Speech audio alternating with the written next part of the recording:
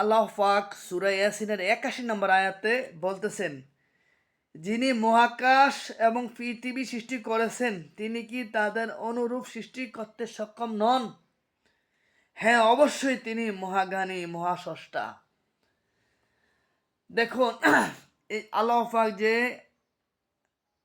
৮১ নম্বর আয়াতে বলতেছেন যে আমি দুনিয়া সৃষ্টি করেছি, এটা কি আমি দুইবার কি সৃষ্টি করতে পারবো না? সব কম নয়।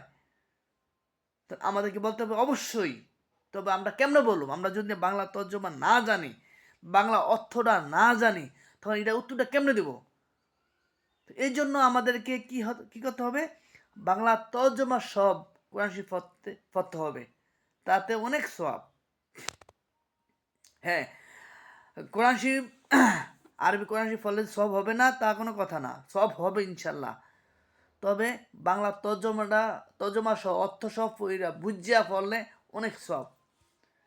কারণ আপনিই বলেন, আপনার যার আন্ডারে কাজ করেন সে যদি বলে আমি তোমাকে চাকরি দিছি এবং তোমাকে কি আমি চাকরি থেকে বরখাস্ত করার ক্ষমতা আমার নাই, তখন আপনি চুপ থাকেন, তখন আপনার মালিক কি বলবে? আপনার মহাজন কি বলবে? ঠিক তদ্রূপ আল্লাহ তাতে কি এই আয়াতের জবাব না দিলে আল্লাহ রাগান্বিত হন। এই জন্য ইনশাল্লাহ আমাদেরকে কি করতে হবে? আল কোরআন ফলো করতে হবে। আল কোরআনকে আমরা কি করতে হবে?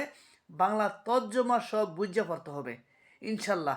আল্লাহ পাক সবাইকে বুঝার তৌফিক দান করুক এবং অর্থ বুঝে সবাইকে পড়ার তৌফিক দান করুন। আমিন।